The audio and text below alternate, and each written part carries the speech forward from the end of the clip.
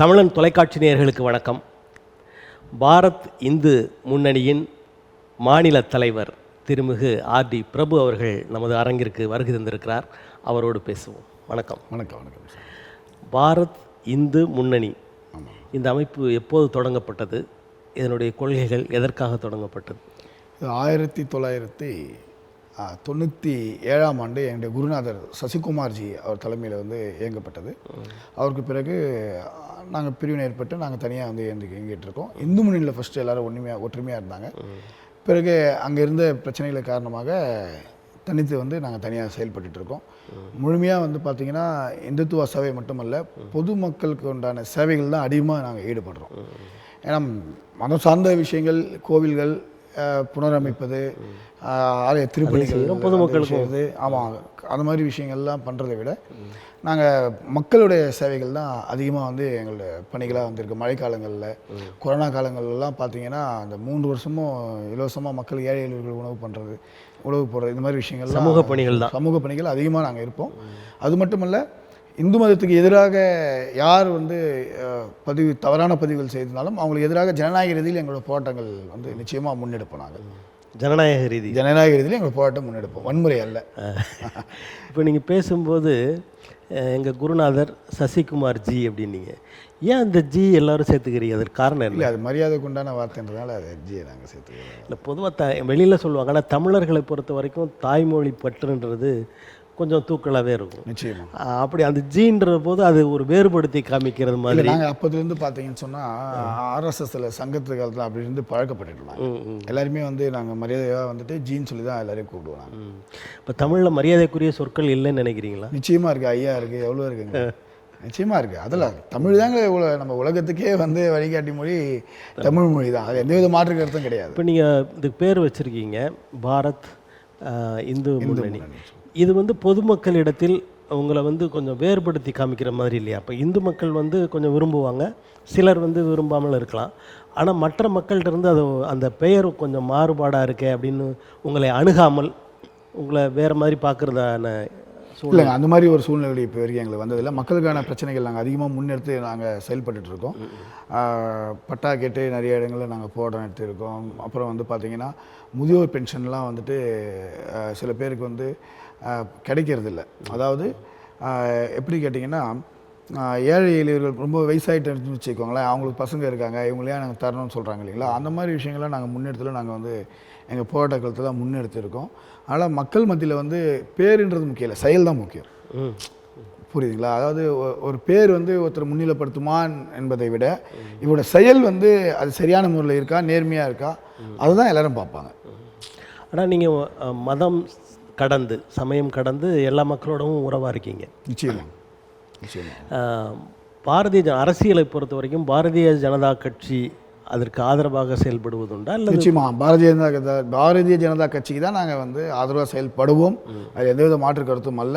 ஏன்னா எங்களுடைய நோக்கம், எங்களுடைய இலக்குகள் எல்லாமே இந்துத்துவ ஆட்சி இருக்கணும். அதே சமயம் இங்கே இருக்கக்கூடிய திராவிட ஆட்சி இவங்க என்ன பண்ணிட்டாங்கன்னா, இந்து மதத்துக்கு எதிராக நிறைய விஷயங்கள் இங்கே கொண்டு போயிட்டாங்க. உதாரணத்துக்கு பார்த்தீங்கன்னா, குறிப்பாக தமிழ்நாட்டில் பார்த்தீங்கன்னு சொன்னால் கோவில்கள், அதாவது ஆதி காலத்தில் இருந்து என்ற மொழியும் ஆத்திச்சூடியும் தொடங்கியதும் தமிழகத்தில் தான். புரியுதா? ஒரு கோவிலில் தான் நமக்கு குலக்கல்வின்னு சொல்லுவாங்க. அந்த காலத்தில் குலக்கல்வி சொல்லுவாங்க. அந்த கோவில்களில் தான் படிக்கிறது சொல்லி கொடுத்தாங்க. முன்னோர் காலங்களில் பார்த்தீங்கன்னா ஒரு நிச்சயதாம்பலம் கோயிலில் உள்ளே விட மாட்டாங்க ஒரு சில தமிழர்கள். இதெல்லாம் நம்ம சொல்கிறோங்க இருக்கு. அந்த பிரச்சனைகள்லாம் தவறு தான் நம்ம சுட்டி காட்டுறாங்க. எந்த விதமான மாற்று கருத்தும் கிடையாது. ஏன்னா அது போன்ற பிரச்சனைகள் இருந்தால் அதுக்கு நம்ம முன்னாடி நின்று அந்த பிரச்சனையை தீர்த்து வைக்க வேண்டியது பாரத் இந்து முன்னணியுடைய கடமை. அதில் எந்தவித மாற்று கருத்தும் அல்ல. ஆனால் தமிழகத்தில் சமீப காலமாக நீங்கள் பார்த்தீங்கன்னா கோவில் உள்ள சாப்பிடக்கூடாதுன்னு சொல்கிறாங்க, கோவிலுக்குள்ளே அகல் விளக்கு ஏற்றக்கூடாதுன்னு சொல்கிறாங்க. அதுக்கு மாற்று வழியை இவங்கெல்லாம் செய்யணும். அந்த மாதிரி விஷயங்களில் இந்து சமய அறநிலையத்துறை செய்வது கிடையாது. உணவு இப்போது ஏழை எளியவர் இருக்காங்க, ஏழை எளியவர் ஒரு திருமணம் பண்ணுறோன்னு சொன்னால் சத்திரங்கள் எடுக்க அவங்களுக்கு போதிய வசதியெல்லாம் கிடையாது.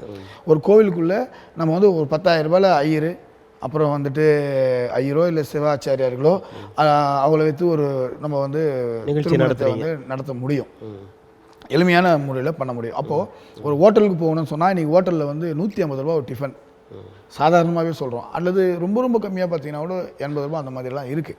அப்போது ஒரு ஹோட்டல் நம்ம கோவிலுக்குள்ளேயே வந்து திருமணம் முடிச்சுட்டு அங்கேயே சாப்பிட்டு போனால் ஏழை எளியவர்களுக்கு 20,000 ரூபாய் ஒரு திருமணத்தையும் முடிச்சிட முடியும். ஆனால் நீங்கள் வந்து கோவிலில் திருமணம் பண்ணுங்க, ஹோட்டலில் போய் சாப்பிடுங்கன்னு சொன்னால் அவங்க அந்த பாமர ஏழை என்ன பண்ணுவாங்க சொல்லுங்கள்? அப்போது நீங்கள் வந்து நீதிமன்றத்தில் வந்து எப்படி எதிர்மனு தாக்கல் செய்யாமையே இவங்களுக்கு சார்ந்தவர்களே வச்சு ஒரு பெட்டிஷன் போடுறது, இவங்களுக்கு தகுந்த மாதிரி வந்து அதை திருப்பியும் வாங்கிட்டு வந்துடுறாங்க. இதெல்லாம் போன்ற விஷயங்கள்லாம் நாங்கள் வந்து கடுமையாக நாங்கள் வந்து அதை எதிர்த்து நாங்கள் போராடிட்டு தான் இருக்கோம். முதல்ல இப்போ விநாயகர் சதுர்த்தி கூட பார்த்தீங்கன்னு சொன்னால் இந்தியா முழுவதும் இப்போ நேற்று கூட டிஜிபி வந்து சொல்லியிருக்காரு, தமிழகத்தில் வந்து முஸ்லீம் அதாவது மசூதி இருக்கக்கூடிய சர்ச்சை இருக்கக்கூடிய இடங்கள், பள்ளி இருக்கக்கூடிய இடம், மருத்துவமனை இருக்கக்கூடிய இடம் விநாயகர் சிலைகள் வைப்பதற்கு புதிதாக வைப்பதற்கோ அனுமதி இல்லைன்னு சொல்லி சொல்கிறாரு. நாங்கள் வரவேற்க தயாராக இருக்கோம். ஏன்னா ஹாஸ்பிட்டல் மசூதி பிரச்சனைகள் வந்து எங்கே தவிர்க்கோ அதை நம்ம தவிர்க்கிறதுக்கு நம்ம தயாராக இருக்கோம். ஆனால் நீங்கள் என்ன பண்ணி அதை காரணம் காமிச்சிட்டு மசூதி வந்து ஒரு 200 மீட்டர் தள்ளி இருக்குன்னு சொன்னால் அங்கே மசூதி இருக்கு, இங்கே விநாயகர் கூடாது சொல்லுவீங்க. அது தவறு இல்லைங்களா? எங்களோட உணர்வு, எங்களுடைய விழாக்கள் நாங்கள் பண்ணுறோம். அந்த விழாக்களில் நீங்கள் வந்து விநாயகர் சதுர்த்திக்கு மட்டும் பார்த்தீங்கன்னா 1008 கட்டுப்பாடுகள் இருக்குது. விநாயகர் வைக்கணும்னு சொன்னால் அந்த வீட்டு உரிமையாளர்கிட்ட அனுமதி வாங்கணும், ஃபயர் சர்வீஸ்கிட்ட அனுமதி வாங்கணும், இபி வந்து நம்ம வந்து போயிட்டு மின்சார துறையிடம் போயிட்டு அனுமதி வாங்கணும். இப்போ இது போன்ற நிகழ்வுகள் இந்து மதத்திற்கு மட்டுமே உண்டு தவிர மாற்று மதத்தினர் நடத்தக்கூடிய நிகழ்ச்சிகள் தேர்வு திருவிழா நடத்துகிறாங்க, எந்த பிரச்சனையும் கிடையாது. அதே போல் வந்து முகரம் பண்டிகை கொண்டாடுறாங்க, அவங்களுக்கும் எந்த பிரச்சனையும் கிடையாது. அப்போ மிலாடி நபி அப்போ அவங்க மாற்று மதத்தில் காட்ட வேண்டிய கட்டுப்பாடுகள் எங்களுக்கு ஏன் நீங்கள் ஏன் காட்டுறீங்க? 10 அடிக்கு மேலே விநாயகர் சிலை வைக்கக்கூடாது சொல்கிறீங்க. இந்தியா முழுவதும் பிரம்மாண்டமான விநாயகர் வைக்கிறாங்க, ராட்சத விநாயகர். அப்போ அதாவது விநாயகர் வந்துட்டு ஒரு அரக்கனை, அதாவது தவறு செய்யக்கூடிய பூதகணங்களை கொல்வதற்காக தன்னுடைய அவதாரத்தை எடுக்கும்போது அந்த அவதாரத்தை நாங்கள் அடுத்த தலைமுறைக்கு எப்படி காட்டுறது? மற்ற நிகழ்வுகளெல்லாம் நீங்கள் ஒப்பிட்டு சொன்னீங்க. இந்த விநாயகர் சதுர்த்தி நீங்கள் சிறுபிள்ளையாக இருக்கும்போது இந்த அளவிற்கு இருந்ததா? இதை விட பிரம்மாண்டமாக இருந்ததுங்க. இப்போ வந்து பார்த்தீங்கன்னா காவல்துறையுடைய கட்டுப்பாடுகளை விநாயகர் சதுர்த்தி இந்த திராவிட ஆட்சிகளால் விநாயகர் சதுர்த்தி வந்து எந்த அளவுக்குலாம் வந்து அவங்க வந்து புது கலாச்சாரமாக சுருக்கிட்டாங்க. வீடுகளில் வச்சுருப்பாங்க, ஒரு பொது இடத்துல அந்த சின்ன களிமண் பிள்ளையாரை வைப்பாங்க, அப்புறம் எடுத்துகிட்டு போவாங்க. ஆனால் இப்போ பிரம்மாண்டமாக வெவ்வேறு பொருட்கள் மூலமாக, அதாவது மாசுபடுத்துகிற பொருட்கள் மூலமாகலாம் ஏற்படுத்துவதன் விளைவாக தான் இந்த கட்டுப்பாடுகள்லாம் கொண்டு வராங்க. அதை நீங்கள் ஏற்றுக்கொள்ள வேண்டியது தானே? நியாயமான விஷயம் நீங்கள் சொல்கிறீங்க இல்லையா? மாசு வந்து ஏற்படுதுன்னு சொல்கிறாங்க இல்லையா? அது எப்படி விநாயகருக்கு மட்டும் மாசு ஏற்பட்டுடுது? எங்களுக்கு அது புரியல.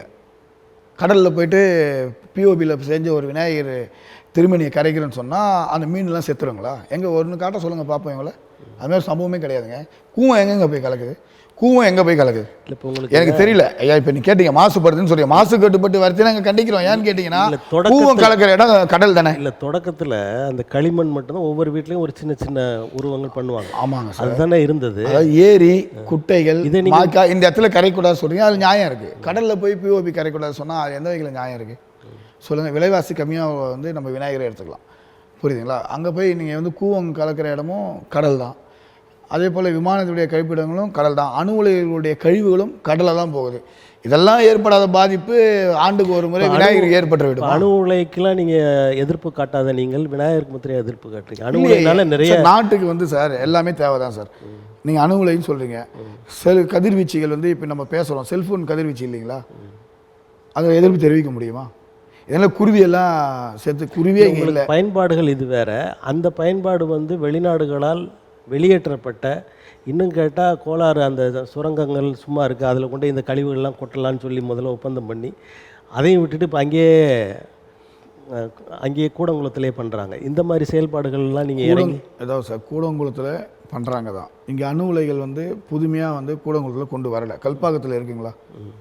அப்போ அங்கெல்லாம் அப்போ ஏன் இவங்களாம் போராட்டம் பண்ணல சொல்லுங்கள்? இப்போ திமுக ஆட்சி வந்தாச்சுல, இப்போ ஏன் போராட்டம் பண்ணல? திமுக இந்த போராட்டம்லாம் முன்னெடுத்தீங்க, ஆதரவுலாம் தெரிவித்தாங்க இல்லையா? நீங்கள் எல்லாத்துக்குமே இவங்க ஏன் பண்ணலை அவங்க ஏன் பண்ணலைன்னு சொல்கிறத விட, நீங்கள் ஒன்றியத்தில் உங்களது ஆட்சி இருக்குது, நீங்கள் ஆதரவு கொடுக்குறீங்க, நீங்கள் ஏன் உங்கள் காலத்தில் அதை நடத்துகிறீங்க?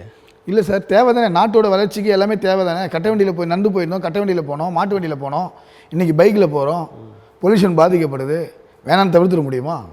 நாட்டுக்கு தேவை, நீங்கள் தானே விரும்புகிறீங்க. பாதுகாப்பு அதிகமான பாதுகாப்புக்கு அதிகமாக கேடு விளைவிக்கிற அந்த திட்டங்களை நீங்கள் வந்து எதிர்க்கணும் தானே சார்? நாடு வளர்ச்சி அடையணும் அப்படின்னு நீங்கள் எதிர்பார்க்கும்போது ஒரு சில விஷயங்கள் நடந்தே தீரும். இதில் வந்து எந்தவித மாற்று கருத்தும் அல்ல. இது வந்து இப்போ மக்களுக்கு வந்து கேடு விளைவிக்கக்கூடிய எந்த ஒரு செயலையும் மத்திய அரசுமோ மாநில அரசுகளோ செய்யப்போவது கிடையாது. அதில் எந்த விதமான மாற்று கருத்தும் அல்ல. அதே சமயம் நாட்டினுடைய வளர்ச்சிக்கு இதெல்லாம் தேவையோ அதற்கு அந்த மாநில அரசும் மாநில மக்களும் உறுதுணையாக தான் இருக்கணும். கட்டுற வரைக்கும் சும்மா வந்து கட்டி முடிச்ச பிறகு பிரச்சனை பண்ணால் அது எந்த வகையில் நியாயம்? இல்லை, இப்போ கூடங்களெல்லாம் முதல்லையே தொடக்கத்திலேயே இல்லை, தொடக்கத்திலே பிரச்சனை பண்ணலை. கட்டி முடிச்ச பிறகு 14,000 கோடி செலவு பண்ண பிறகு தான் பிரச்சனை பண்ணாங்க. 14,000 கோடி செலவு பண்ணுறது கொண்டு வரும்போதே பண்ணிட்டாங்க.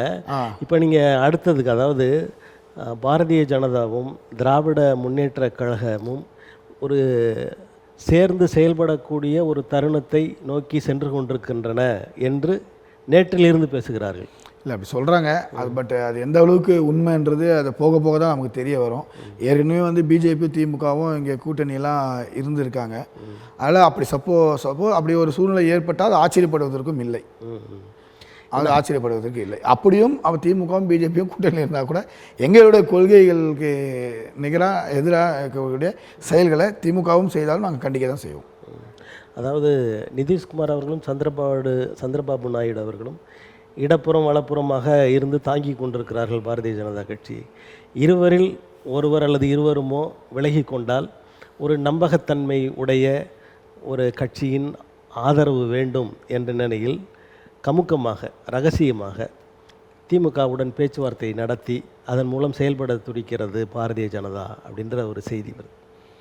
இல்லை, அது போன்ற ஒரு சூழ்நிலை ஏற்படுறதுக்கு உண்டான முன்னாடி ஏன்னு கேட்டால் நிதிஷ்குமாருக்கும் சந்திரபாபு நாயுடுக்கும் பிரச்சனைன்றது அது இரு கட்சிகளுக்கும். பிஜேபியில் வந்து எந்த பிரச்சனையும் அவங்களுக்கு கிடையாது. அதனால் வந்து பிஜேபிக்கோ நிதிஷ்குமார் அவர்களுக்கும் பிரச்சனை கிடையாது, பிஜேபிக்கோ சந்திரபாபு நாயுடு அவர்களுக்கும் பிரச்சனை கிடையாது. பிரச்சனை வந்து சந்திரபாபு நாயுடு அவர்களுக்கும் நிதிஷ்குமார் அவர்களுக்கும் தான் பிரச்சனை. அவருடைய பிரச்சனை வந்து பிஜேபியுடைய ஆட்சிக்கோ பிஜேபியுடைய கட்சிக்கோ இந்திய நாட்டினுடைய வளர்ச்சிக்கோ நிச்சயமாக மிகப்பெரிய ஒரு பாதிப்பாக அமையாது. பாரதிய ஜனதா கட்சியை தமிழ்நாட்டில் நான் வளர்த்திருக்கிறேன், வாக்கு வங்கி அதிகரித்திருக்கிறது, இப்படியெல்லாம் சொல்கிற அண்ணாமலை மாற்றப்படுவார் என்ற அந்த பொறுப்பிலிருந்து மாற்றப்பட போகிறார் அப்படின்ற ஒரு பேச்சு வருது. அதை பற்றி உங்களுக்கு இல்லை சொல்லிட்டு இருக்காங்க. அந்த மாதிரி ஒரு உண்மையான சூழ்நிலை இல்லை என்பது எங்களுடைய கருத்தாக இருக்குது. அப்படியே இருந்தாலும் கூட இது வந்து தேசிய கட்சி, மாற்றப்படக்கூடிய சூழ்நிலை வந்தாலும் அவர் வந்து அதை ஏற்றுக்கொள்ள தயாராக தான் இருக்கிறார். ஏன்னா அவர் வந்து தெளிவாக சொல்லிட்டார், எனக்கு கொடுத்த பணியை நான் செய்ய வந்திருக்கேன், நான் செய்வேன், இன்றைக்கி வந்து என்னை இங்கேருந்து எடுத்தாலும் என்னுடைய வேலையை பார்த்துட்டு நான் போயிட்டே இருப்பேன்னு சொல்லிட்டார். அதனால் வந்து அவருக்கு வந்து இது மிகப்பெரிய ஒரு பாதிப்பாலாம் இருக்காது. அதனால் வந்து பிஜேபியுடைய வளர்ச்சிக்கு உண்மையாகவே வந்து பாரதியனுடைய தலைவர் அண்ணாமலை அவர்கள் சிறப்பாகவே செயல்பட்டு கொண்டு இருக்கிறார். பிஜேபியுடைய வளர்ச்சி அதிகப்படியான வளர்ச்சிக்கு அண்ணாமலையுடைய பங்கு மிகப்பெரிய பங்காக தமிழகத்தில் உண்டு. இப்போ அண்ணாமலை அவர்களால் பல பிஜேபியில் முக்கியமாக இருக்கிறவங்க அவருக்கு எதிரான நடவடிக்கை ஈடுபடத்தக்க அளவில் அண்ணாமலை செயல்பாடுகள் அமைந்திருந்தன. சிலரை ஓரங்கட்டுறாரு, சிலரை எதாவது சொல்லி காட்டி கொடுத்துட்றாரு, இப்படியெல்லாம் பேசப்படுகிறது. சிலர் வந்து அவங்க பேசுகிறத டேப் பண்ணி போடுறாங்க. இதற்கெல்லாம் காரணம் அண்ணாமலை தன்னை தவிர யாரும் இந்த இடத்திற்கு வந்துவிடக்கூடாது என்று செயல்படுகிறாருன்னு சொல்கிறாங்க. இல்லைங்க, அதாவது ஒரு இயக்கத்தில் வந்து சீனியர் ஜூனியர் சொல்லியிருப்பாங்க. இவங்களாம் வந்து பிஜேபியில் பல ஆண்டுகளாக தமிழகத்தில் வந்து பயணம் செய்தவங்க. ஒரு சின்ன வயசு ஆள் வந்து சொல்கிறாரு, இவர் சொல்லி நான் கேட்கணுமா அப்படின்ற ஒரு எண்ணம், ஈகோ எல்லா கட்சியிலையும் அது இருக்கக்கூடிய ஒரு செயல் தான். ஆனால் இருந்தாலும் கூட இது வந்து பெருசாக வந்து மக்கள் மத்தியில் வந்து பேசப்படலை. அதனால் பிஜேபியுடைய வளர்ச்சி பாதிக்கப்படுமா அப்படின்லாம் கேட்டிங்கன்னா அதனால் நிச்சயமாக இருக்காது. உள்ளுக்குள்ளே எப்பவுமே வந்து பூசல்கள் இருக்க தான் செய்யும். திமுகவோட பார்த்தீங்கன்னு சொன்னால் ஒரு அமைச்சர் இன்னொரு அமைச்சர் அதெல்லாம் பிரச்சனைலாம் இருக்கும். அவரோட தலைமை வகிக்கிறவங்க அதை சரி செய்ய வேண்டிய வேலை பிஜேபியோட தலைமைக்கு உண்டு. நிச்சயமாக வந்து பிரச்சனை இல்லாத அளவுக்கு தமிழகத்தில் வந்து பிஜேபியை கொண்டு போயிடுவாங்க. அதில் எந்த வித மாற்று கருத்தும் அல்ல. காரணம், பிஜேபி வளர்ச்சி நோக்கி பயணம் செய்துட்டு இருக்கு. அந்த வளர்ச்சியில் வந்து பாதிப்பு ஏற்படாத வகையில் பிஜேபியினுடைய தலைவரும் செயல்படுவார். அதனுடைய முன்னோர்களும் நிச்சயமாக வந்து செயல்படுவார். இப்போ அன்புமணி ராமதாஸ் அவர்கள் ஒரு தாழ்த்தப்பட்டவரை, தலித் குடிமகனை முதலமைச்சராக சொல்கிறார். இது உங்களுடைய பார்வை எப்படி? அதில் அது அவங்க கட்சியோட முடிவு. அப்படி உண்மையாகவே கொண்டு வந்தாங்கன்னாக்க அதை நம்ம வரவேற்க நம்ம தயாராக தான் இருக்கோம். உங்கள் கூட்டணியில் இருக்கிறாரு அப்படி நிச்சயமாக அவர் வந்து அந்த மாதிரி ஒரு வாய்ப்பை வந்து தலித் முதலமைச்சராக ஒரு வேட்பாளர் நிற்க வைக்கிறார் சொன்னாக்கா அது நிச்சயமாக நம்ம பாராட்டணும், தவறும் கிடையாது, வரவேற்கக்கூடிய ஒரு விஷயம் தானே அது. அதெல்லாம் தவறு. பாரதிய ஜனதா கட்சியில் ஒரு புது பொறுப்பை கொண்டு வர போகிறாங்க, அதாவது செயல் தலைவர் அப்படின்னு ஒருத்தவங்களை கொண்டு வர போகிறாங்க. அதில் அந்த தேசிய மகளிர் ஆணையத்திலிருந்து குஷ்பு தான் அந்த இடத்திற்கு வரப்போகிறார் என்ற செய்தியும் பரவலாக பேசப்படுகிறது. அது எந்த அளவுக்கு நமக்கு தெரியல. ஏன்னா பிஜேபியினுடைய தலைமை வந்து எப்போ என்ன முடிவு எடுப்பாங்க நமக்கு தெரியாது. எந்த முடிவை கொண்டு வந்தாலும் அவங்க வந்து அது பிஜேபியுடைய வளர்ச்சிக்காக தான் அவங்க கொண்டு வருவாங்க. தமிழகத்தில் ஆழமாக கால் பதிய வேண்டும் என்பது பிஜேபி வந்து தெளிவாக செயல்பட்டு இருக்கு. கால் பதித்தும் உள்ளார்கள். அதனால் வந்து இன்றைக்கி பட்டி தொட்டியெல்லாம் பிஜேபியை பற்றி பேசக்கூடிய அந்த அளவிற்கு செல்வாக்கு இருக்குன்னு நினைக்கிறீங்களா? நிச்சயமாக இருக்குது. அவங்க பார்த்தீங்கன்னா இப்போ பார்த்தீங்கன்னா டாக்டர் அந்த பெண்மணி வந்து பங்களாதேஷில் வந்து கொண்டாங்க இல்லையா, அதுக்கு ஒரு மணி நேரமாக தெளிவாக பேசியிருக்காங்க. குஷ்பு அவர்களுடைய பேச்சை நீங்கள் உன்னிப்பாக கவனிச்சிங்கன்னா தெரியும். இந்தியாவுடைய அரசியல் மொத்த அரசியலும் அதில் பேசியிருக்காங்க. அவங்க தெளிவான முறையில் செயல்படுவாங்க, அதில் எந்த வித மாற்று கருத்தும் இல்லை. கொஞ்ச காலத்துக்கு முன்னாடி, கொஞ்சம் நாட்களுக்கு முன்னாடி இந்த வக்பு வாரியம் தொடர்பான சட்டம், ஆமாம், இதில் வந்து அந்த இஸ்லாமியர்களுக்கான அந்த வாரியத்தில் 2 பேரை மாற்று சமுதாயத்தினரை உள்ளே கொண்டு வரலாம், அவங்க பொறுப்பில் போடலான்ற ஒரு செய்தி வந்திருக்கு. அதை எப்படி பார்க்குறீங்க? இப்போ அறக்கட்டளை அது கோயில் நிலங்கள்லாம் இருக்குது, அதை நிர்வகிக்க வேறு சமயத்தினர் வந்தால் சரியாக இருக்குமா? ஏன் இப்போ அதை கொண்டு வந்தாங்கன்னு கேட்டிங்கன்னா, இந்து கோவில்கள் இருக்கு இல்லைங்களா, அதனுடைய சொத்துக்களும் வந்துட்டு இவங்க வந்து வக்பு வாரியத்துக்கு சொந்தம் சொல்லிலாம் சொல்லிட்டு இருக்காங்க. அதனால் வந்துட்டு அதை உள்ளே கொண்டு வந்திருக்காங்க. பட் இருந்தாலும் அதில் வந்து இஸ்லாமிய மதத்தை சார்ந்தவர்களும் அந்த வக்பு வாரியத்தில் முக்கிய பொறுப்பில் வந்து அங்கம் வகிக்கிறாங்க. அதனால் பெரிய பாதிப்பு வந்து அதில் இருக்காது. போடுனாலே அது இஸ்லாமியர்களுக்கானது தானே, அதுலேயே மற்றவர்கள் கண்டிப்பாக. ஏன்னு கேட்டிங்கன்னா அவங்க இந்துக்களுடைய சொத்தும் அதில் இருக்குது இல்லைங்களா, அந்த சொத்து வக்போர்டு சொத்து சொல்கிறாங்க. இப்போ இஸ்லாமியர்கள் சொத்துக்கள் இந்துக்களோட கோயில்களில் இல்லைன்னு நினைக்கிறீங்களா? நிறைய பேர் எழுதி கொடுத்துருக்காங்க, எது தானம் கொடுத்துருக்காங்க. இந்து கோயில்களுக்கு இஸ்லாமியர்கள் தானம் கொடுத்ததெல்லாம் உண்டு. ஆமாம், ரிஜிஸ்டர் இருக்கு இல்லைங்களா. ஆமாம், அப்போ மற்ற இஸ்லாமியர்கள் அதில் மெம்பர் இருக்குங்க. அரசு தானே இப்போ இதை நிர்வகிக்கிறாங்க.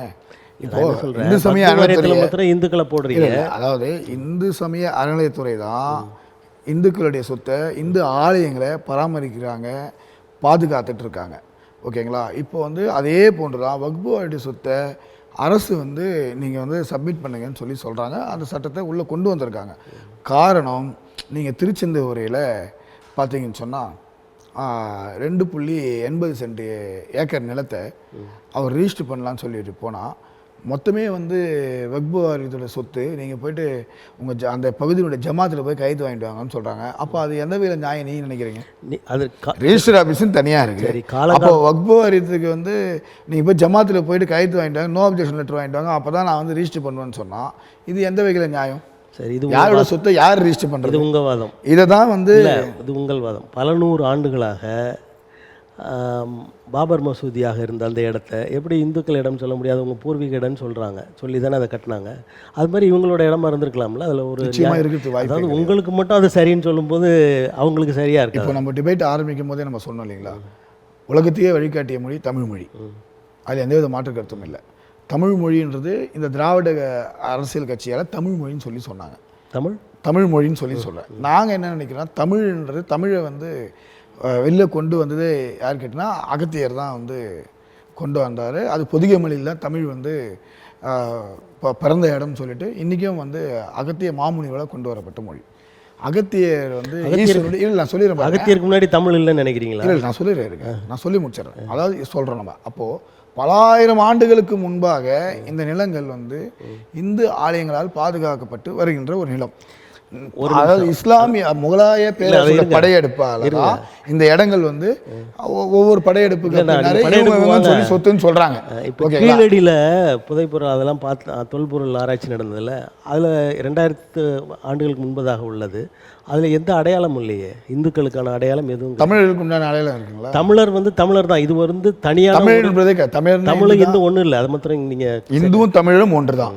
சரி, இப்போ நாங்கள் கேட்குறோம், தமிழோட திருநாள் வந்து பொங்கல் திருநாள் தானே, அது எந்த வித மாற்று கருத்தும் இல்லை இல்லையா? பானையில் பட்டை அடிக்கிறாங்களா, தோரணம் கட்டுறாங்களா, மாயில கட்டுறாங்களா, கோலம் போடுறாங்களா, அவங்களாம் தமிழர்கள் தானே. இருங்க வர யாரை பார்த்து வணங்குறாங்க? யாரை பார்த்து வணங்குறாங்க? பொங்கல் வச்சு சூரியனை பார்த்து வணங்குறாங்க. சூரியனை பார்த்து ஏன் வணங்கணும்? அது இந்துக்களுடைய மரபு. ஓகேங்களா? இப்போ நான் கேட்குறேன், தமிழ்நாட்டில் இருந்துக்கிட்டு இந்துக்கள் தான் தமிழ்னு சொல்கிறாங்க.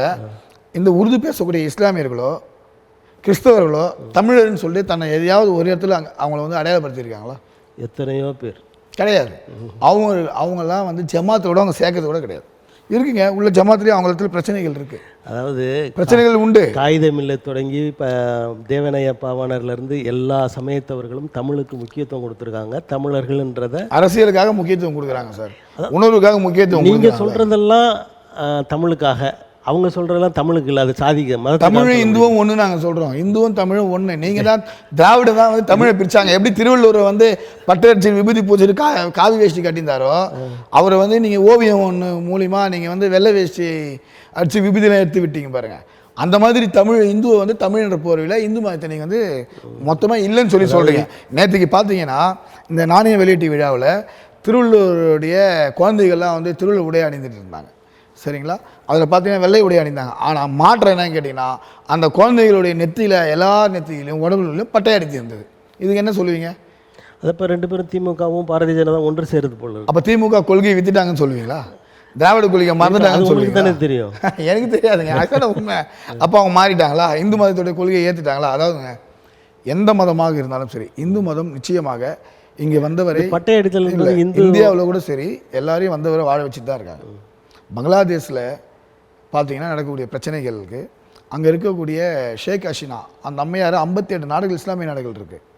அந்த அம்மையாரை வந்து அரவணைத்த நாடு இந்திய நாடு. அதே போல் தமிழ்நாட்டிலையும் வந்தவரை வாழ வைத்து இருக்கக்கூடிய நாடு தமிழ்நாடு. அதனால் நீங்கள் வந்து வகுப்பு வாரிய சட்டம் கொண்டு வரதுனால இஸ்லாமியர் பாதிப்பா? நிச்சயமாக கிடையாது. இஸ்லாமிய பாதிப்பு இருக்காது. ஏன்னு கேட்டிங்கன்னா இன்றைக்கி எல்லாருமே வந்து ஒருத்தர் நண்பர்களாக பழகுறாங்க. இந்த அறநிலையத்துறையில் முஸ்லீம்களை கொண்டு வந்து அது பாதிப்பு ஏற்படாது. அதில் இருக்கக்கூடாது தான் நாங்கள் சொல்கிறோம். இருக்கக்கூடாது. வகுப்பு வாரிய சட்டம் சரியான முறையில் வந்துட்டு இந்த சொத்துக்கள் கணக்கிட்டு அவர் சப்மிட் பண்ணிட்ட பிறகு அந்த நிர்வாகத்தில் இருக்கக்கூடியவர்கள் இஸ்லாமியர்கள் மட்டுமே இருக்க வேண்டும் என்ற ஒரு சட்டத்தை நிச்சயமாக அரசு ஏற்றும் அது எந்தவித மாற்று கருத்தும் அல்ல. இப்போ தமிழ்நாடு அரசியல் எடப்பாடி அவர் என்ன சொன்னாங்க நேற்றோட நிகழ்ச்சியை தொடர்ந்து, அதாவது ரகசிய தொடர்பு வச்சுருக்காங்க பாரதிய ஜனதாவும் திராவிட முன்னேற்ற கழகமும். எடப்பாடி அவர்களும் சொல்கிறார், ஜெயக்குமார் முன்னாள் அமைச்சர் ஜெயக்குமாரும் சொல்கிறாரு. ஆமாம், இந்த கருத்தை நீங்கள் எப்படி பார்க்குறீங்க? அது அரசியல் அவங்க பேசுகிறாங்க, அது உடன்பாடு இருக்கா இல்லையான்ற தேர்தல் நேரத்தில் நமக்கு தெரிய வரும். அப்படியே இருந்தாலும் நான் ஏற்கனவே சொல்லிட்டேன், ஆச்சரியப்பட முடியாது. ஏன்னு கேட்டிங்கன்னு சொன்னால் திமுக ஐயா வாஜ்பாய் அவருடைய காலத்தில் திமுகவும் பிஜேபியும் இங்கே வந்து கூட்டணியில் இருந்து சீட்டுகள் வென்று இருக்காங்க. திமுகவும் வந்து பிஜேபிக்கு ஆதரவு தெரிவிச்சிருக்காங்க. அதனால் வந்துட்டு அப்படி இருந்தாலும் ஆச்சரியப்பட முடியாது. இப்போ நாம் தமிழர் கட்சியை வந்து பாரதிய ஜனதா கட்சியின் பி டீம் அப்படின்னு சிலர் சொல்கிறாங்க. ஆனால் அவர் வந்து பல இடங்களில் பாரதிய ஜனதா கட்சியை எதிர்த்து கடுமையாக எதிர்த்து பேசுகிறார். இது என்ன முரண்பாடு? இந்த முரண்பாடு எப்படி? இல்லை, அது வந்து அரசியலுக்காக எல்லாம் பேசுகிறாங்க. நிச்சயமாக அண்ணன் சீமான் அவர்களுக்கும் பிஜேபிக்கும் எந்த தொடர்பும் கிடையாது. அவருடைய கொள்கையை அவர் முன்னெடுத்து செல்கிறார். பிஜேபியோட கொள்கையை முன்னெடுத்து செல்கிறாங்க. கூட்டணிக்காக பேசினாங்க, அவர் ஒத்து வரல. அவர் வந்து என்னோடய நிலைப்பாட்டில் நான் செயல்படுறேன்னு சொல்லிட்டார். அவர் நிலைப்பாட்டில் அவர் இருக்கார். அதனால் வந்து அது பி டீம் சொல்கிறது ஏன்னு கேட்டிங்கன்னா ஓட்டு சிதறடிக்கிறதுனால, அவர் ஓட்டு வங்கி அதிகமாக வாங்குறதுனால பிஜேபியோட பி டீம் சொல்லி அவர் முத்திரை குத்துறாங்க. அது எடுபடாது. ஏன்னு கேட்டிங்கன்னா தேர்தலில் நிறைய ஓட்டு வித்தியாசம்லாம் அவரும் வாங்கியிருக்காரு இல்லைங்களா? அதனால் வந்து இவருடைய பேச்சு வந்து அவர் என்ன தான் சாயம் பூசன்னு நினச்சாலும் அதெல்லாம் எடுபடாது. அவர் கட்சி வேலையை அவர் செய்கிறார், பிஜேபியோட வேலையை செய்கிறாங்க. அதனால் இது வந்து பெரிய பாதிப்புலாம் அண்ணன் சீமான் அவர்களுக்கும் ஏற்படாது, பிஜேபிக்கும் ஏற்படாது. எதிர்காலத்தில் இவங்க 2 பேரும் ஒரு கூட்டணியில் இருக்கிறதுக்கான வாய்ப்பு இருக்கா? அது எதிர்காலம் தான் முடிவு பண்ணணும். நாங்களும் நீங்களும் முடிவு பண்ண முடியாது. அவர் கொள்கையில் கரெக்டாக இருக்கார், பிடிவாதமாக இருக்கார். அண்ணன் சீமான பிஜேபி வந்து வந்தால் தாராளமாக சேர்த்துக்க இப்பவும் அவங்க தயாராக தான் இருக்காங்க. சீமான் அவர்கள் வந்து அதில் வந்து அவர் விருப்பம் இல்லை. அவர் வந்து எந்த கட்சியும் கூட கூட்டணி இல்லை. விஜய் அவர் கூட மட்டும் நாங்கள் கூட்டணி ஏற்பட்டால் அதுக்கு உண்டான வாய்ப்புகள் இருக்குன்றதை வெளிப்படையாக சொல்கிறார். இது வரைக்கும் வேறு எந்த கட்சி கூட கூட்டணி நான் போக மாட்டேன், நான் தனித்த கொள்கையில் தான் ஈடுபடுவேன். ஏன்னா எல்லாருமே வந்து மத சார்ந்த கட்சியாக பிஜேபி இருக்குது, இங்கே வந்து ஊழல் கட்சியாக திராவிடமும் திமுகவும் அதிமுகவும் இருக்குது. அதனால் அவரோட கூட்டணியும் வைக்க மாட்டேன். மத சார்ந்த கட்சியான பிஜேபியோட கூட்டணி வைக்காமல் என்னுடைய தமிழினத்தை கொண்டதால காங்கிரஸுடன் கூட்டணி வைக்க மாட்டேன்றதில் அவர் தெளிவாக பேசிகிட்டு இருக்காரு. அதனால் புதுசாக தொடங்குறதால விஜய் அவரோட நான் சேர்ந்து வந்து என்னுடைய பயணத்தை தொடர்றதுக்கு விருப்பத்தை தெரிவிச்சிருக்காரு. சீமான் அவர்களும் நடிகர் விஜய் அவர்களும் கூட்டணியாக இணைவதற்கான வாய்ப்புகள் இருக்குன்றீங்க. அதே நேரத்தில் 2 பேருமே முதலமைச்சர் ஆகணுன்ற ஒரு எண்ணத்தில் தான் இருக்காங்க. அது எப்படி சாத்தியமாகும் நீங்கள் நினைக்கிறீங்க? யாராவது ஒருத்தர் விட்டு கொடுத்து தான் போய் ஆகணும். நிச்சயமாக அவர்களுக்கு உண்டான பேச்சுவார்த்தைகளை அவங்க பேசும்போது ஒருத்தரில் ஒருத்தர் விட்டு கொடுத்து தான் போய் ஆகணும். அப்படி ஒன்று நடக்குமா? நடக்கலாம். ஏன்னா வந்து விஜய் அவர்களும் வந்து தன்னுடைய நிலைப்பாட்டை வந்து இங்கே முன்னிறுத்தணும்னு நினைக்கிறாரு. ஆனால் சீமான் அவர்களும் பார்த்தீங்கன்னு சொன்னால் இங்கே வந்து கால் பதிந்தே ஆக வேண்டும் என்றால் அவரும் ரொம்ப தெளிவாக இருக்கார். அதனால் வந்து திமுக இங்கே இருக்கக்கூடாது, அதிமுக இருக்கக்கூடாது. அதனால் புதிதாக வந்து நம்ம வந்து கால் ஊன்றியே ஆக வேண்டும்.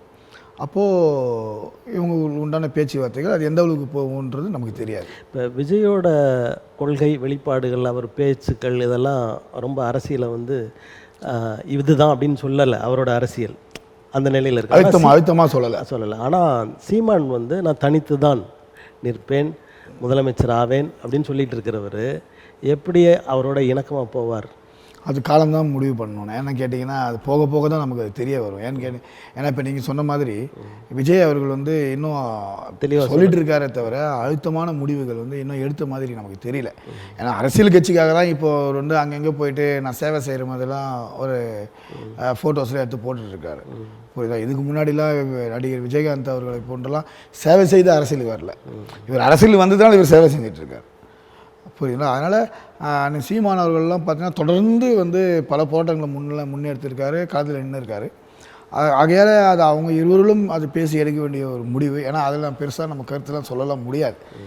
யூகங்கள் வேணால் நம்ம சொல்லலாமே தவிர கருத்து சொல்ல முடியாது. அது காலத்தின் கீழ் தான் முடிவு இருக்குது. அது மக்கள் தான் அதுக்கு உண்டான ரிசல்ட்டை வந்து தேர்தலில் தான் அது இவர் எப்படி இருக்காரோ அதை பார்த்து மக்கள் தான் வந்து தேர்தல். இன்னொரு செய்தி அப்படியே பரவிக்கிட்டு இருக்குது. என்னன்னு கேட்டிங்கன்னா, விஜய் அவரோட கட்சிக்கு கொள்கை பரப்பு செயலாளர் திரிசாக போகிறார். அவர் மூலமாக பிஜேபியோடு ஒரு உறவு ஏற்பட போகிறது. அந்த மாதிரிலாம் ஒரு வாய்ப்பெல்லாம் இருக்காதுங்க. இதெல்லாம் சும்மா யூகமாக சொல்கிறாங்க. திரிஷா ஏங்க வர போகிறாங்க, அதெல்லாம் சும்மா அப்படி ஒரு செய்தி வந்து இருந்தால் அது நிச்சயமாக தவறாக தான் இருக்குன்னு நான் நினைக்கிறேன். பாரதிய ஜனதா கட்சி இப்போ கடந்த இந்த 18வது நாடாளுமன்ற தேர்தலில் தமிழ்நாட்டில் ஒரு கூட்டணி அமைச்சிங்க. இந்த கூட்டணி தொடர்ந்து 2026 தொடருமா அல்லது அதில் மாற்றங்கள் ஏற்படுமா? மாற்றங்கள் ஏற்பட வாய்ப்பு உண்டுங்க. தேர்தல்ன்றது எந்த நேரத்தில் வேணாலும் எப்படி வேணாலும் முடிவுகள் மாறலாம். அது வந்து நிச்சயமாக நம்ம சொல்ல முடியாது. ஏன்னா அவர்களுக்கு இப்போது உதாரணத்துக்கு நம்ம சொல்கிறோம், யூகத்தின் அடிப்படையில் பேசுகிறோம். திமுக பிஜேபி கூட்டணின்னு வச்சுக்கோங்க. அப்போது வந்து பாட்டாளி மக்கள் கட்சி திமுக இவங்களாம் வந்து திமுக கூட ஒரு கூட்டணி இங்கே வைப்பாங்க. திமுகவில் இருக்கக்கூடிய காங்கிரஸ், விடுதலை சிறுத்தை கட்சி வெளியேறுவாங்க. அவங்க அதிமுக கம்யூனிஸ்ட் கட்சியும் வெளியேறுவாங்க. அவங்க வந்து அதிமுகவோட பயணம் செய்யறதுக்கு அதிக வாய்ப்பு உண்டு. அதனால் கூட்டு அரசியல் வியூகன்றது அது எந்த நேரத்தில் எப்படி வேணாலும் மாறலாம். அது வந்து நம்ம அதை சொல்ல முடியாது. ஏன்னா அது அந்த தேர்தல் நேரத்தில் தான் நம்ம அந்த ஒரு சூழ்நிலையில் நம்ம வந்து சொல்ல முடியும். ஏன்னா அதே சமயம் திமுக கூட பார்த்தீங்கன்னு சொன்னால் இப்போ நீங்கள் சொன்ன மாதிரி நிதிஷ்குமார், சந்திரபாபு நாயுடு வந்து அவர்கள் வந்து பிஜேபிக்கு ஆதரவு தர முடியாத ஒரு சூழ்நிலை ஏற்படும் போது கூட இப்போ இன்றைக்கி வெளியிலேருந்து கூட வந்து திமுக திடீர்னு வந்து பிஜேபிக்கு ஆதரவும் தெரிவிக்கலாம். அதுவும் நம்ம ஆச்சரியப்பட முடியாது. ஏன்னா அரசியல்ன்றது எந்த நேரம் முந்தைய காலத்தில் ஒரு நம்பிக்கைக்குரிய இடமா இருந்தது திமுக அவங்களுக்கு. ஆமாம், அதை நம்பி மறுபடியும் அவங்க அதை செயல்படுத்தலாம்னு நினைக்கிறேன் பண்ணுறாங்க. ஏன்னா திமுக என்ன நினைக்கிறாங்க கேட்டிங்கன்னா, 5 ஆண்டு கால எம்பிகளை வந்து நம்ம 36-30 எம்பியிலே நம்ம வச்சு எதையும் நம்மளால சாதிக்க முடியல. நிதியும் கிடைக்கல, எதுவுமே பண்ண முடியல அவங்களால. புரியுதுங்களா? இப்போ திருப்பி நம்ம 40 எம்பியும் கையில் வச்சுக்கிட்டு நம்மளால் எதுவும் சாதிக்க முடியலன்ற ஒரு காரணத்தால் கூட பிஜேபி கூட இணைந்து போகிறதுக்கு திமுகவும் வந்து அதை விரும்பி இருக்கலாம். ஏன்னு கேட்டிங்கன்னா, துணை முதலமைச்சர் வந்து உதயநிதி ஸ்டாலின் அவர்களை வந்து கொண்டு வரதுக்காக திமுக வந்து அதை ரொம்ப திறமையாக வந்து வேலை செய்துட்ருக்காங்க. அதுக்காக வந்து உதயநிதி ஸ்டாலின் அவர்கள் வந்து தன்னுடைய திமுகவுடைய தலைமை ஏற்கக்கூடிய இடத்துக்கு கொண்டு வரதுக்காக எதிர்ப்புகள் இல்லாத அளவுக்கு ஒரு வியூகம் கூட வந்து அவங்க வந்து வகுக்கலாம். அந்த அளவுக்கு கொண்டு வந்துட்டால் பலத்தையும் ஏற்படுத்துவாங்க. கட்சிக்குள்ளே கூட ஒரு சில சலசலப்பு இருந்தால் கூட நீங்கள் பார்த்தீங்கன்னு சொன்னால் அரசியல் வந்து ஐயா ஸ்டாலினோட பையன் உதயநிதி ஸ்டாலின் அப்படி வராருன்னு சொல்லி கட்சிக்குள்ளே கேள்வி கேட்க முடியாது. ஏன்னா அமைச்சர் நேருவோட பையனும் வந்து அரசியலுக்கு வந்துட்டார், ஐயா துரைமுருகனோட பையனும் அரசியலுக்கு வந்துட்டார், எல்லாருக்கும் மறைந்த செங்கசிவனுடைய பேத்தியும் இன்னைக்கு சென்னையோட மேயராகவும் ஆயிட்டாங்க. அதனால் வந்து திமுகக்குள்ள அந்த கேள்வி எழாது. ஏன்னா அதுக்குண்டான வாய்ப்புகள் வந்து திமுக வந்து கொண்டு வந்துட்டாங்க, அவங்களுக்கும் வாய்ப்புகளை கொடுத்துட்டாங்க. அதில் பலனையும் அவங்க வந்து இன்னைக்கு அனுபவிச்சு தான் இருக்காங்க. ஆனால் அந்த கேள்வி திமுகவில் அதிகபட்சம் எழுத்துக்கு உண்டான வாய்ப்புகள் குறைவு. எதிர்கட்சியில் இருக்கவங்க வந்து வாரிசு அரசியலை கொண்டு வந்துட்டேன்னு அந்த கேள்வி எழக்கூடாதுன்றதுக்காக கூட பிரச்சனைகள் வராமல் தன் பிள்ளையை வந்து அரசாணையில் கொண்டு வரத்துக்கு கூட ஐயா முதலமைச்சர் ஸ்டாலின் அவர்கள் வந்து அவருடைய முயற்சிகள் வந்து மேற்கொள்ளலாம். அப்படி மேற்கொண்டாலும் அவர் பார்வையிலேருந்து பார்த்தா அது தவறு இல்லைன்னு கூட நம்ம சொல்லலாம். ஏன்னா அது அவங்களோட நிலைப்பாடு. அப்படி இருந்து பார்க்கும்போது நம்ம தவறு இல்லைன்னு நம்ம சொல்லலாம். ஆனால் வெளியிலேருந்து பார்க்கும்போது நம்ம இப்படியும் பேசலாம். ஏன் நீங்கள் வந்து ஒரு அருந்ததிய சமுதாயத்தை சார்ந்தவங்களை நீங்கள் கட்சி சாராமல் ஒருத்தரை வந்து உங்கள் தலைமையில் கொண்டு வரக்கூடாதுன்னு கேள்வி நான் எழுப்பலாம். ஏன் ராசா அவர்கள் வந்து தாழ்த்தப்பட்ட சமுதாயத்தை சார்ந்தவர் தான், அவர் நீங்கள் முதலமைச்சர் ஆக்கக்கூடாதான்னு கேள்வி நான் எழுப்பலாம். இப்போ அது அவங்களுடைய அரசியல் கட்சியோடைய விஷயம். அது நிலைப்பாடுகள் வந்து அதுக்கு தகுந்த முடிவை வந்து அந்த கட்சியை சார்ந்தவங்க தான் அவங்க எடுப்பாங்க. அதை நம்ம விமர்சனங்களை ஆயிர வைக்கலாம். அதுக்குண்டான ஒரு கட்டமைப்பை உருவாக்குறதுக்காக தான் வந்து இது இப்படி ஒரு சூழ்நிலையும் அவர் வந்து ஏற்படுத்தலாம். அதில் எந்தவித மாற்று கருத்தும் இல்லை. திராவிட முன்னேற்ற கழகத்தின் பொருளாளர் டிஆர் பாலு அவர்கள் 2-3 நாட்கள் முன்னாடி சொன்னார், 1000 ரூபாய் மட்டும்தான், வெறும் 1000 ரூபாய் மட்டும்தான் தொடர்வண்டி துறையினரால் நிதி ஒதுக்கீடு பெறப்பட்டு தமிழ்நாட்டுக்கு கொடுத்துருக்காங்க அப்படின்னு சொன்னார். இது உண்மையா? இல்லை, மறுக்கப்படக்கூடிய ஒரு விஷயம். ஏன்னு கேட்டிங்கன்னா, மெட்ரோ ரயில் திட்டம் நீங்கள் பார்த்தீங்கன்னு சொன்னால் மாநிலத்தினுடைய ஃபண்டை வச்சுட்டு மட்டும் அவங்க பண்ணலை, மத்திய அரசினுடைய ஃபண்டை வச்சுட்டு தான் பண்ணிகிட்டு இருக்காங்க. 2 அடுக்கு 3 அடுக்கு நமக்கு வந்து மெட்ரோ ரயில் திட்டங்கள்லாம். ஆனால் நீங்கள் சொல்கிறீங்க வெளிப்படையாகவே அமைச்சர்கள் எல்லாருமே தரல, பணம் கொடுக்கலன்னுலாம் சொல்லிட்டு இருக்கோம். சார், குற்றங்கள் 1000 சொல்லுவாங்க, சரிங்களா, விமர்சனங்கள் 1000 வைப்பாங்க. எப்படி இங்கே செயல் வடிவமாயிட்டு இருக்கு மெட்ரோ ரயில் திட்டம்? இன்றைக்கி இங்கேருந்து திருமை செய்வதற்கும் மெட்ரோ ரயில் திட்டம் விரிவாக்கம் பண்ணுறாங்க. ஆனால் தமிழ்நாட்டு நிதியை கொண்டு தான் நடைபெறுகிறதுன்றாங்க சொல்கிறாங்க. பட்டு நிர்மலா சீதாராமன் அவர்கள் வந்து புள்ளி விவரத்தோடு இவங்க சொல்லக்கூடிய விஷயம்லாம் பாராளுமன்றத்திலேயே புள்ளி விவரத்தோடு அவங்களுக்கு விளக்கங்கள்லாம் கொடுத்துட்டு தான் இருக்காங்க. அது ஊடகங்களையும் செய்தி வந்துட்டு தான் இருக்குது. அதனால் இவங்க வந்து எப்படின்னா, திமுகவை பற்றி எல்லாருக்குமே தெரியும், திமுக மாதிரி ஒரு பொய் பேச முடியாது, அந்த பொய்யை உண்மையாக்கக்கூடிய செயல்கள்லேயும் அவங்க இருப்பாங்க. அவங்களுக்கு தகுந்த ஊடகங்களை வைத்து அவங்க வந்து அதை பொய்யை உண்மையாகவும் பேசுவாங்க. அதனால் வந்து இது நாட்டுடைய மக்களுக்கும் தெரியும். அதனால் திமுக என்ன சொன்னாலும் மக்கள் நீ கேட்கக்கூடிய இடத்துல மக்கள் இல்லை. அதனால் திமுகவுடைய வாக்கு வங்கியை வந்து இப்போ பார்த்திங்கன்னா நிறைய சரிஞ்சிருக்கு. முந்தைய சட்டசபையில் எடுத்த வாக்கை விட இப்போ பாராளுமன்ற தேர்தலில் மக்கள் ஓட்டு வந்து சதவீதம் குறைஞ்சிருக்கு. புரியுதுங்களா? அதனால் திமுக வந்து அதுக்குண்டான செயல்பாடுகளில் அவங்க ஈடுபட்டு தான் இருக்காங்க. அதனால் யாரும் வந்து திமுக சொல்கிறது எல்லாமே 19 எல்லோரும் வந்து கேட்டுட்டு போவாங்களாம் கிடையாது. இன்றைக்கி நிமிஷத்துக்கு ஒவ்வொரு செய்தியும் கைபேசி மூலமாக மக்கள் பார்த்துட்டு தான் இருக்காங்க. அதனால் வந்துட்டு பொய்யெல்லாம் வந்து புலப்படாது. இப்போ இந்த மகளிர் உரிமை தொகை, கட்டணமில்லாத பயணம், இதெல்லாம் திராவிட முன்னேற்ற கழகத்திற்கு ஒரு கூடுதல் பலத்தை ஏற்படுத்தி இருக்கிறது. பெண்களின் வாக்கு வங்கியை அதிகரித்துள்ளது அப்படின்ற ஒரு செய்தி பரவலாக பேசப்படுது. இல்லை, சொல்கிறாங்க தான். அது வந்து 1000 ரூபாய் வந்துட்டு கொடுத்ததால மக்கள் வந்து ஓட்டு போட்டாங்க அப்படிலாம் சொல்கிறாங்க. ஆனால் என்ன தான் நீங்கள் மக்களுக்கு வந்து செய்தாலும் கூட மக்களுக்கு அதிருப்தியான விஷயங்கள் வந்து இன்றைக்கி பார்த்தீங்கன்னு சொன்னால் இபி பில் வந்து 4 மடங்கு ஏற்றிட்டாங்க. அதனால் வந்துட்டு அதெல்லாம் வந்து அவங்களுக்கு வந்து எடுபடாது. ஏன்னா ஓட்டு வங்கி வந்து இதனால் அவங்களுக்கு வந்து ப்ளஸ் ஆகிருக்குன்னு கேட்டால் இப்போ ஓட்டு வங்கி குறைஞ்சி தான் இருக்குது. அதனால் வந்து அதனுடைய இவங்கன்னா இதனால் இந்த திட்டத்தால் எனக்கு ஓட்டு வங்கி அதிகமாகிடுச்சு, இது வந்து அரசியல் வந்து தேர்தல் பிரச்சாரத்துடைய வியூகங்கள் தான். அதனால் அதெல்லாம் எடுபடாது. ஏன்னு கேட்டால் மக்கள் வந்து திமுக மேலே நிறைய அதிருப்தியில் தான் இருக்காங்க. சரியான முறையில் கூட்டணி வந்து அமைஞ்சிருந்திருந்தால், பிஜேபி அதிமுகவுடைய கூட்டணி பலமான கூட்டணி பாட்டாளி கட்சியெல்லாம் இணைந்து செயல்பட்டிருந்தால் 40 இடங்களில் ஒரு இடம் கூட திமுக வென்றே இருக்க முடியாது. அதனால் இவங்க வந்து வகுக்கக்கூடிய வியூகங்கள் வந்து அது எல்லா நேரத்துலையும் இவங்க கை கொடுக்குமான்னு கேட்டால் கை கொடுக்காது. 2026 திராவிட முன்னேற்ற கழக இந்த கூட்டணி அவங்களோட இருக்கிற கட்சிகள்லாம் மறுபடியும் ஆட்சிக்கு வரக்கூடிய வாய்ப்புகள் இருக்கிறதா? திமுக அடுத்த முறை வருமா? இதே சூழ்நிலை போனால், இதே போன்று எடப்பாடி அவர்கள் செயல்பாடுகள் இருந்தால் நிச்சயமாக திமுக தான் வரும். இதே செயல்பாடுகள் இருந்தால் எடப்பாடி அவர்களுடைய நிலைப்பாடுகளை மாற்றிக்கிட்டால் மட்டும்தான் திமுக வந்து வென்றெடுக்க முடியும். ஒருவேளை திமுகவும் பாரதிய ஜனதா கட்சியும் கூட்டணி அமைத்தால் அந்த கூட்டணி வெற்றி பெறக்கூடிய வாய்ப்பு இருக்கா? அதான் நான் சொல்லிட்டேங்களே, என்ன எடப்பாடி அவர்களுடைய வியூகம் தவறாக இருந்ததுன்னா இப்போ எப்படி எம்பி சீட்டில் முழுமையாக தோத்தாங்களோ அதே போன்று சட்டசபை எலெக்ஷன்லையும் வருகிற 2026 அவங்க முழுமையாக தோப்பாங்கன்றதான் நான் உங்களுக்கு வந்து அதாவது பாரதிய தெளிவாக சொல்லிட்டாங்களே. பாரதிய ஜனதா திமுகவோட இருந்தால் கூட தோற்றுருவாங்கன்ற. நிச்சயமாக தோப்பாங்க. ஏன்னா பலமான கூட்டணி திரும்பியும் திமுக அமைக்க தான் செய்யும். அதனால் வந்து அதிமுக தான் அது சரியான முடிவு எடுக்கணும். ஏன்னா எவ்வளோ பேசியும் நீங்கள் வந்து திருப்பியும் பிஜேபி எதிர்த்து பேசிட்டு இருந்தீங்கன்னா அவர் விசுவாசம் இல்லாத போல ஐயா எடப்பாடி அவர்கள் வந்து செய்துட்டார். காரணம் ஏன் கேட்டால் நீங்கள் 5 ஆண்டு கால ஆட்சி வந்து ஐயா பாரத பிரதமர் மோடி அவர்களுடைய அரவணைப்பில் நீங்கள் வந்து செய்துட்டு இருந்தீங்க, ஆட்சி ஆண்டுட்டு இருந்தீங்கன்றதை நீங்கள் மறந்துட்டீங்க. அதனால் இப்போ வந்து ஆட்சியில் இல்லைன்றதுனால பிஜேபி நீங்கள் எவ்வளோனா எதிர்த்து பேசலாம். மத்திய அரசு தயவு இல்லாமல் மாநில அரசுகள் வந்து எதுவுமே பண்ண முடியாது. அது இந்தியா முழுவதும் இருக்கக்கூடிய பிரச்சனைகள் தான். இப்போ தான் இன்றைக்கி வந்து திமுக வந்து கருத்துக்களை வந்து முன்வைக்கலாம். முழுமையாக எதிர்த்து நீங்கள் என்ன தான் பேசினாலும் பிஜேபி வந்து அவங்க சரியான முறையில் உங்கள்கிட்ட போயிட்டு இன்றைக்கி எல்லாமே வந்து கேட்டு வாங்கிட்டு வர்றத நீங்கள் கெஞ்சி வாங்கிட்டு வரக்கூடிய ஒரு சூழ்நிலை நீங்கள் தள்ளப்பட்டிருக்கீங்கன்னு சொன்னால் நீங்கள் உங்களுடைய பொய் பிரச்சாரங்கள், பிஜேபி எது செய்தாலும் திமுகவுடைய ஸ்டிக்கர் ஒட்டிக்கிறது, இந்த மாதிரி ஒரு சூழ்நிலை இருக்கிறதால பிஜேபி வந்து கடுமையாக இவங்களை வந்து எதிர்த்துலாம் வந்து தன்னுடைய கருத்துக்களை பதிவு செய்துட்டு இருக்காங்க.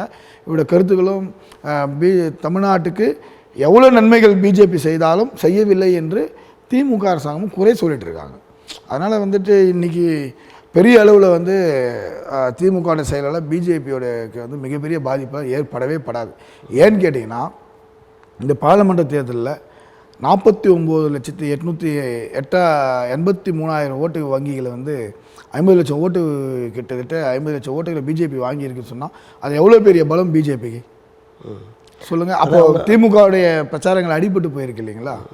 கூட்டணி சரியாக வந்து தமிழ்நாட்டில் வைக்காதனுடைய நிலைமை தான் திமுக ஜெயித்ததுன்றது எல்லாருக்கும் தெரியும். ஆனால் அதே போன்று எல்லா நேரங்கள்லையும் வந்து திமுக ஜெயிக்குமான்னு கேட்டால் நிச்சயமாக ஜெயிக்காது.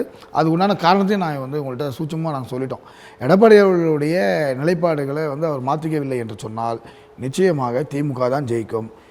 அதிமுக படுதோல்வி அடையும். அதில் எந்தவித மாற்று கருத்தும் அல்ல. கடந்த தேர்தல் நாடாளுமன்ற தேர்தலில் ஒரிசாவில் போய் அமித்ஷா சொன்னார், தமிழர்கள் இங்கே ஆளலாமான்னு கேட்டார். நீங்கள் தமிழ் பற்றிலாம் பேசுகிறீங்க. அப்படிப்பட்ட ஒரு அந்த வாக்கியம் உங்களை எப்படி அவரை பார்க்க வைக்கிறது? இல்லைங்க, அந்த மாதிரி அந்த வீடியோஸ் நாங்கள் கேட்டு தான் அந்த வீடியோஸ் நான் முழுமையாக அது பார்க்கல நாங்கள். ஆனால் அந்த மாதிரி சொல்லியிருக்காரான்றது எனக்கு சரியாக தெரியல. சொன்னது வெளியில் வந்தது சொல்கிறாங்க. பட்டு எந்த சூழ்நிலையில் அதை பேசினார்ன்ற வீடியோ எனக்கு நான் அதை முழுமையாக பார்க்கலன்றால் அது சரியாக முறையில் எனக்கு தெரிய வரல. அப்படி உண்மையாகவே தமிழுக்கு எதிராக கருத்துக்கள் வெளிப்பட்டு இருந்தால் அது தவறு தான். அதே போல் ஒவ்வொரு நிதிநிலை அறிக்கையிலும் ஒரு திருக்குறளை சொல்வது, அதுக்கு பொருளை சொல்வது அப்படின்ற ஒரு நிலை தொடர்ந்து வந்து கொண்டிருந்தது. ஆனால் இந்த முறை அது தவிர்க்கப்பட்டிருக்கிறது. அதற்கான காரணம் என்ன நினைக்கிறேன்? எந்த முறை எதுக்காக தவிர்க்க? இப்போ நிர்மலா சீதாராமன் அவங்க வெளியிட்ட நிதி நிலை அறிக்கை இருக்குல்ல, அந்த அறிக்கையில் திருக்குறள் காணப்படவில்லையே, அதற்கு காரணம் என்னன்னு நினைக்கிறீங்க? தெரியல, அது மேடம்கிட்ட தான் கேட்கணும். நீங்கள் அந்த கருத்துக்கு நான் எப்படி பதில் சொல்ல முடியும்? திருக்குறள் வந்து ஐயா மோடி அவர்களோட பார்த்தீங்கன்னா உலகம் முழுவதும் போகும்போது கூட, சிங்கப்பூரில் மலேசியாவில் கூட போகும்போது கூட திருக்குறளை வந்து மேற்கோள் காட்டி பேசுகிறாரு. அது நம்ம தமிழோட பெருமையாக சொல்கிறாங்க. இப்போ தமிழ்நாட்டில் வந்து நம்ம பார்த்தீங்கன்னா திருவாதிரை ஆதீனம் மூலமாக செங்கல் வந்து பாராளுமன்றத்தில் வச்சுருக்காங்க. அது பிஜேபி அரசாங்கம் தமிழர்களுக்கு வந்து பெருமை சேர்த்துருக்காங்க. இவ்வளோ விஷயங்களும் வந்து பிஜேபி அரசாங்கம் வந்து தமிழுக்கு உண்டான பெருமையை வந்து உலக அரங்கிலும் கொண்டு போயிருக்காங்க, இந்தியா முழுவதும் கொண்டு போயிட்டுருக்காங்க. தமிழர்களுக்கு எதிரான கட்சி பிஜேபி அல்ல.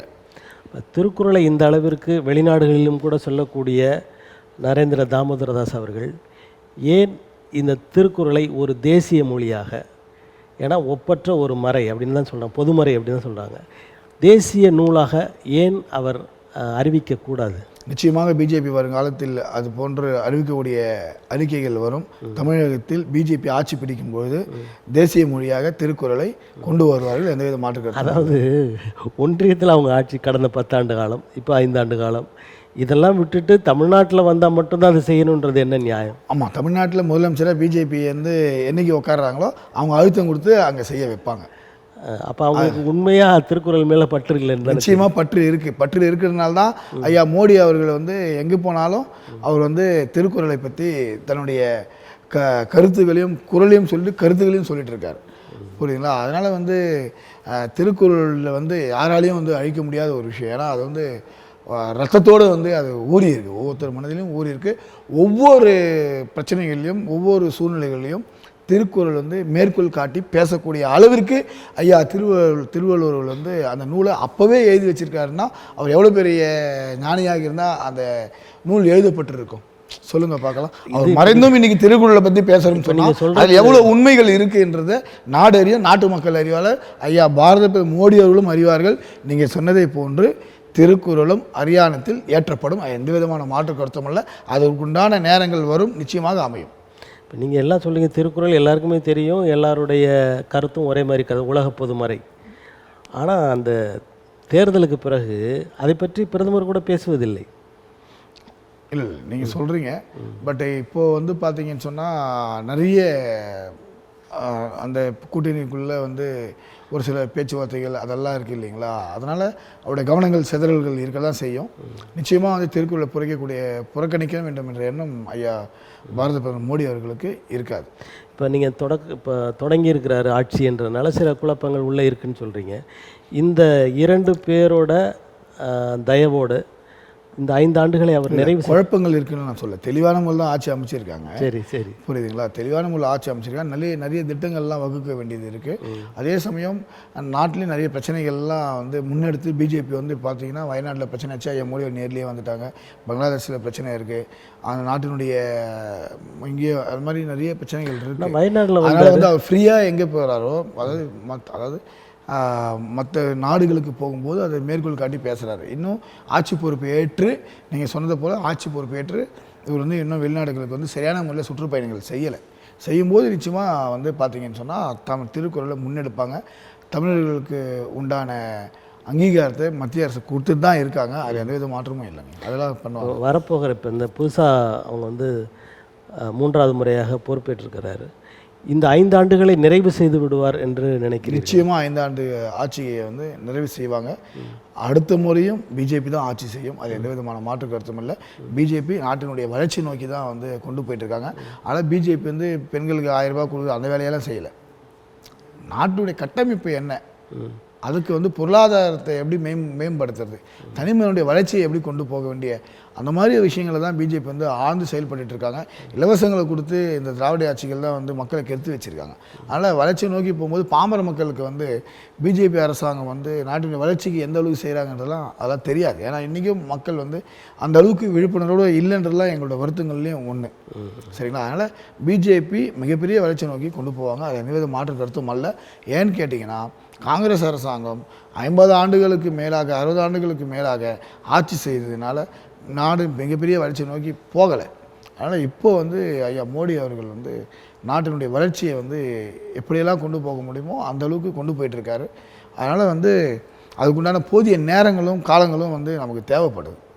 அதுக்கு நீங்கள் நினச்ச உடனே இன்றைக்கே செய்து நாளைக்கே பண்ண முடியும்னாக்கா மந்திரமனோடு அதை பண்ண முடியாது. இப்போ இந்திய ஒன்றியத்தில் ஏழை எளிய மக்களுக்கு கிடைக்க வேண்டியது கிடைக்கவில்லை, சில பெரும் பணக்காரர்களை மட்டும் அரசு ஆதரித்து வருகிறது. அவர்களுக்கு இவர் வெளிநாடு செல்லும் போதெல்லாம் அவங்களையும் கூட்டிகிட்டு போய் அவங்களுக்கான புது தொழில்கள்லாம் ஏற்படுத்தி கொடுக்குறாரு. அதானி என்பவரை மிக முக்கியமாக அவருடைய பினாமியாக அல்லது கட்சியின் பினாமியாக வளர்த்து வருகிறார் அப்படின்ற செய்திகள்லாம் இல்லை, குற்றச்சாட்டாக சொல்லிட்டு இருக்காங்க. நிச்சயமாக அந்த மாதிரிலாம் கிடையாது. இப்போ நீங்கள் சொல்கிறீங்க சன் ஃபவுண்டேஷன் இங்கே இருக்குது இல்லைங்களா, அதானி அம்பானியை விட இவங்க பெரிய கோட்டீஸ்வரர்கள் தான், மிட்டா மிராசுகள் தான். இப்போ வந்து திமுக அதுக்கு ஆதரவாக இருக்குது. அப்போ அதனால் திமுக அதானியை விட அவங்க பெரிய ஆளுங்க நிச்சயமாக இருக்காங்க. எவ்வளோ சொத்து வச்சுருக்காங்க, கண்ணுக்கு தெரிஞ்சது இருக்குது, கண்ணுக்கு தெரியாமையும் இருக்குது. இல்லை, இப்போ புரியுதுங்களா? ஒரு பணக்காரர்கள் வரிசைப்படி போடுறாங்க, அதில் இவங்களை கரெக்ட் வராங்க. அதுதான் நம்ம சொல்கிறோம், இவங்களுடைய சொத்து மதிப்புகள் பிரகாரம் அவங்க கணக்கில் வராங்க. கணக்கில் சொத்து நிறைய இருக்குது, இவங்களை கணக்கிலே காட்டலையே. அவங்க நிறைய விஷயங்கள் இருக்குது, அதெல்லாம் அரசியல் எல்லாருக்குமே தெரியும்.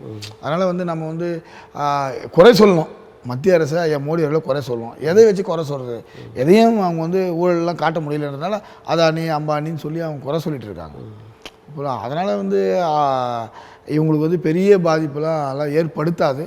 அது மட்டுமல்ல, அதானி அம்பானியை வைத்து தான் இந்திய அரசாங்கம் வந்து செயல்படுறக்கூடிய சூழ்நிலை கூட இவங்க காட்டுறாங்க. அதெல்லாம் வந்து தவறு. தொழிலில் அவங்க முன்னேறி போயிட்டு இருக்காங்க. தொழிலில் முன்னேறதுனால வந்து இவங்களுக்கு வந்து மோடி ஐயா தான் சப்போர்ட் பண்ணுறாங்கன்னா தொழிலோட வளர்ச்சியை தான் நம்ம பார்க்க முடியும். சப்போர்ட் பண்ணுறாங்கன்னா வேறு வழி இல்லை.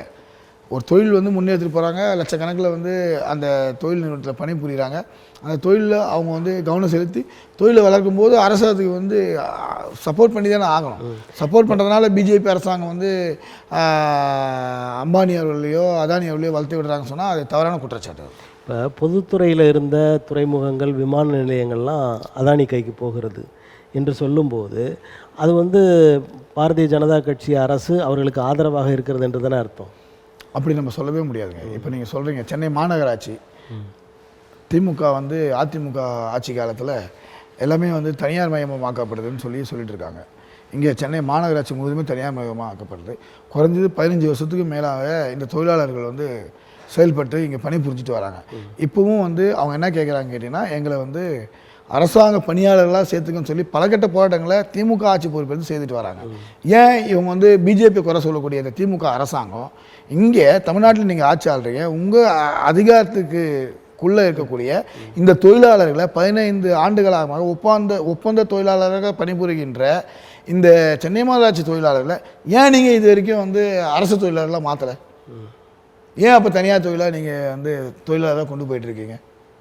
அப்போது இங்கே இருக்கக்கூடிய நிர்வாகத்தின் சூழ்நிலைகளை நீங்கள் அது கொண்டு போகிறீங்க. அதே போன்று தான் மத்திய அரசாங்கமும் லாஸ் கணக்கு, அதாவது நஷ்டத்தில் இயங்குறதெல்லாம் தனியார் மயமாக வந்து அவங்க கொண்டு போகிறாங்க. இது வந்து அரசாங்கம் எடுக்கக்கூடிய முடிவுகள் தான். அதுக்காக நஷ்டத்தில் நம்ம வந்து ஒரு ரயில்வே துறையோ இப்போ ஏர் தொடர் விமானத்துறையோ அதெல்லாம் நம்ம பண்ண முடியாதுன்றதால அதை அவங்க கொடுக்குறாங்க. புரியுதுங்களா? நம்ம வந்து மத்திய அரசு குறை சொல்லணும்னா போதும். இப்போ மாநில அரசு 3 ஆண்டுகள் ஆட்சி செய்துட்ருக்காங்க இல்லையா? ஏன் நீங்கள் ஒப்பந்த தொழிலாளர்கள் நீங்கள் அரசு தொழிலாளர்கள்லாம் மாற்றுங்க, மாற்றிட்டு போய் அவங்களை குறை சொல்லுங்கள். அதை விட்டுட்டு நீங்கள் போய்ட்டு மத்திய அரசை குறை சொல்லிட்டே இருந்தீங்கன்னா இது நீங்கள் வேலை வாய்ப்பு இப்போது அதே தான் பார்லிமெண்ட்லேயே சொன்னாங்க. தனியார் மயமாக டாட்டாவுக்கு வந்து வித்துட்டேன்னு சொல்லி சொன்னாங்க. இவங்க சன் ஃபவுண்டேஷனோட குரூப்போட ஏர்போர்ட் இருந்தது, பேரை மறந்துட்டேன்னா கலாநிதி மாணோடு அதையும் வித்துட்டாங்களே. ஏன் விற்றாங்க அவங்க அப்படின்னு நடத்த வேண்டியது தானே? லாஸ்ட்டில் போதுன்னு வித்துட்டாங்க. அவங்களுக்கு ஏர்போர்ட் இல்லை, ஏர்போர்ட் விமானங்கள் இருந்தது இல்லையா, நிறுவனத்தை கொடுத்துட்டாங்க இல்லையா? ஏன் கொடுத்தாங்க? லாஸ்ட்டில் போகுதுன்னா எப்படி அந்த நிறுவனத்தை வழிநடத்த முடியும்? யார் அதை லாபத்தில் வந்து அரசுக்கு கொடுக்குறாங்களோ அது அவங்க அரசுக்கு திறமையின்மை தானே. இப்போ வந்து பொது நிறுவனங்கள் என்பது அரசு நிறுவனங்கள், அந்த நிறுவனங்களை நடத்த முடியலன்னா அதில் லாஸ் ஏற்படுதுன்னா அதற்கான தகுதி திறமையின்மை இந்த அரசுக்கிட்ட இருக்குன்னு தானே பொருள். அப்படி கிடையாது. நீங்கள் சொல்கிறீங்க தகுதி திறமையின்மை என்பதை விட அங்கே வந்து யூனியன் பிரச்சனை உண்டாக்குவாங்க.